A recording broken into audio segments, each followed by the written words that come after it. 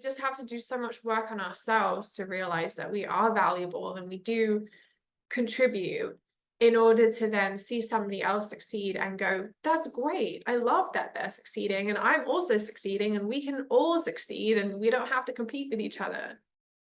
Hello, Sophie Ash here from Prospology, and I'm here with Sarah Greesonbach. And Sarah's been a freelance writer since 2013. We recently connected on LinkedIn. We initially connected over a post you wrote about your mindset around your earning potential. And it resonated a lot with me because I reached a point about 4 years ago now where I just kind of realized that I was limiting myself a lot because I had all these beliefs about what I could earn and, what things were worth and what people would pay for things.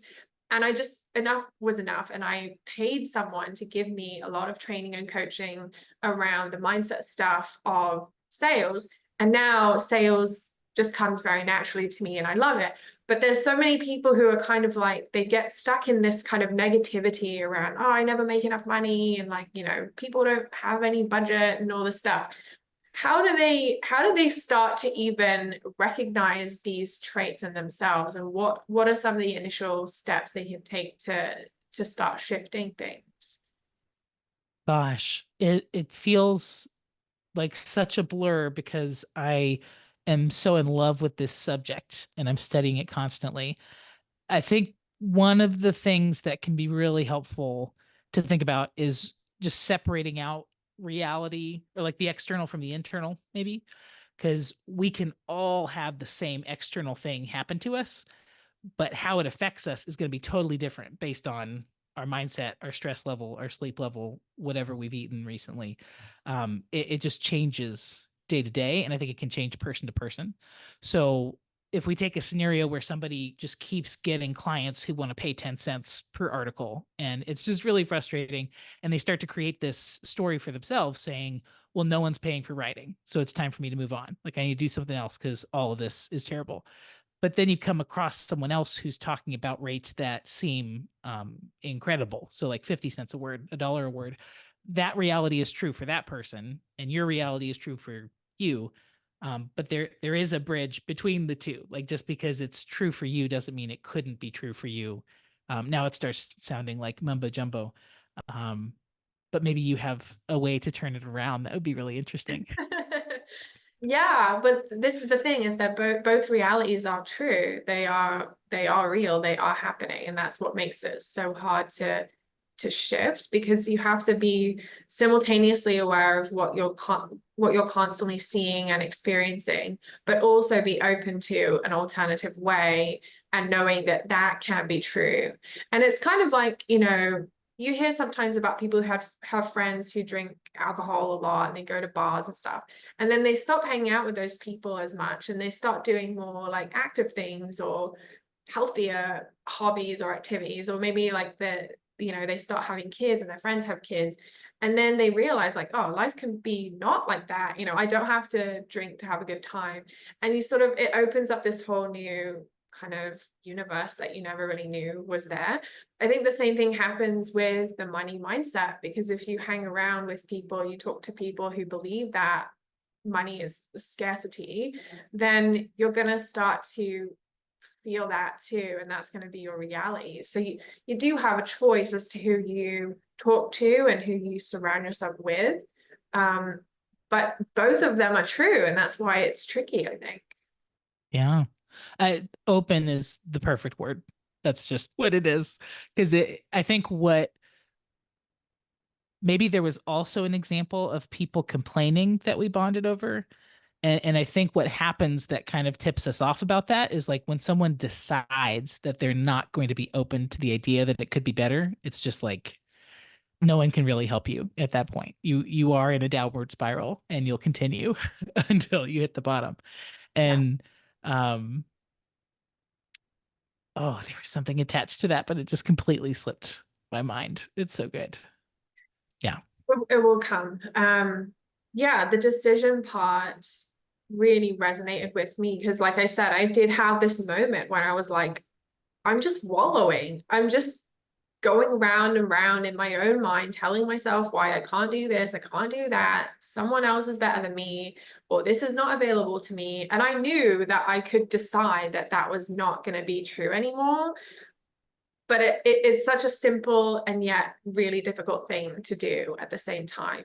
Like it Mm. takes a lot of self-awareness and a lot of bravery to stand up and say, I was wrong about that, and now it's going to be different. And then to actually follow through with that and reinforce that every day, and like, you know, kind of strengthen that, those new uh, neural pathways that we can create, which is harder to do in adulthood, but it can be done.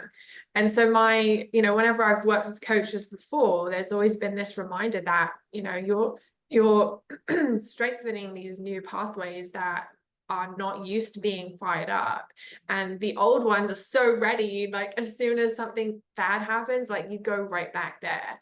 And it's familiar, and you like the wallowing, but you really have to remind yourself, like, no, there's this other way, and I've got to focus on that, because what we focus on, we attract, and we get more of that in our lives. And I think it's difficult because it feels like you're being dumb. If you just if I just think it could happen and then I actually live my life as if it could happen, well, that's dumb. And I'm not going to risk putting myself in that situation because dumb people get taken advantage of.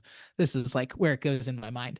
So the idea that you could just decide like maybe that is possible and maybe it's possible for me, that's just the first step in letting whatever is going to happen to you. Yeah. And one thing that's really helped me do that is to find just one person who's already done the thing that I realize might be possible for me. And just knowing that one person and following them and interacting with them and seeing Mm. them do the thing, it reinforces that belief that, yeah, if they can do it, why can't I? I'm just overcomplicating everything in my head, and there's actually no barrier whatsoever other than myself. Ah, yeah, and I wonder if that could be a place for people to start is like with a journal and with inquiry.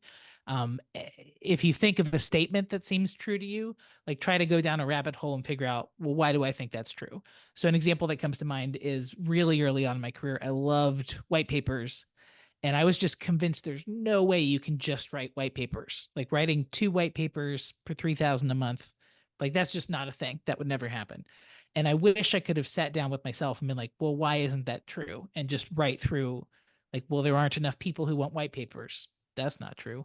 You can't get 3,000 for a white paper. That's not true. Like I would have seen how untrue that belief was.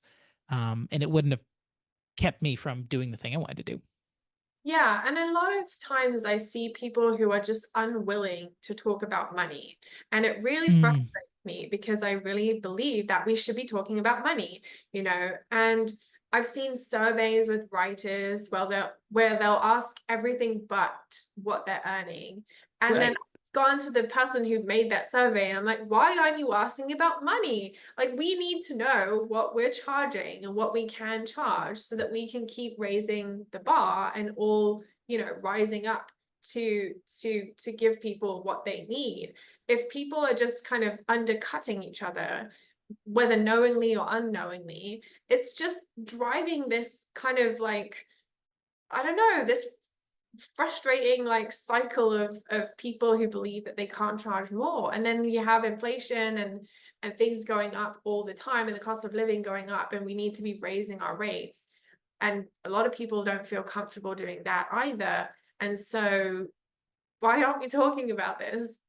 Yeah. Yeah, I think that was one of the comments I think that we had looked at because it's almost like if someone is earning well, people take that really personally, like as a personal insult.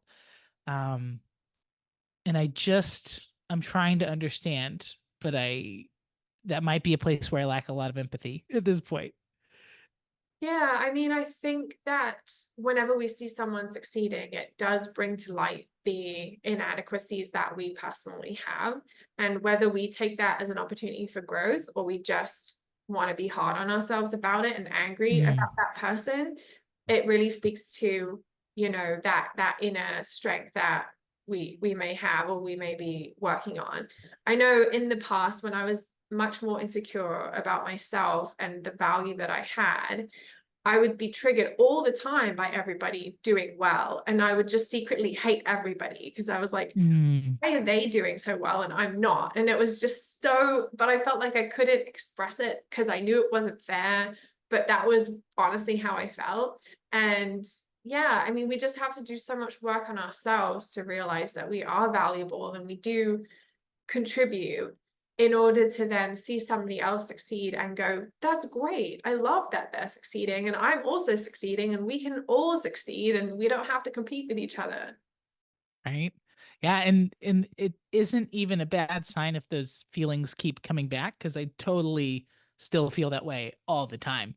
But I just have such a better approach to say, I'm feeling jealous, and then I close the browser and I go away. Whereas I used to, maybe I would dwell on that and complain about it to someone, or maybe write in my journal like, so and so is doing so much better, why can't I do blah blah blah blah blah. And now I just know that that's a habit that's not productive, and I just cut it off. And it actually works now. It didn't used to work, but now it does. Yes, I definitely resonate with that. And I don't want people to think that, we just don't have feelings anymore, because we do. Right. Yeah, you just kind of, you recognize it, and then you acknowledge like, ah, I'm feeling this way. And then you kind of start to analyze like, well, where's this coming from? What is this bringing up for me? What story am I creating about myself? And like, how can I, work on that? And this is why we all need a support system. We all need people we can vent to, and people who we can like actually express things to without feeling like we're going to get judged or attacked or something. But we can do that with the purpose of like moving through it, as opposed to just complaining and then not doing anything about it. And I think that's the difference between someone who just has these triggers and setbacks and then never recovers from it, and somebody who just recognizes this as a normal part of life and can then get back out there in a couple of hours or later that day or the next day or something and be like, I'm starting again, I'm not letting this like consume me.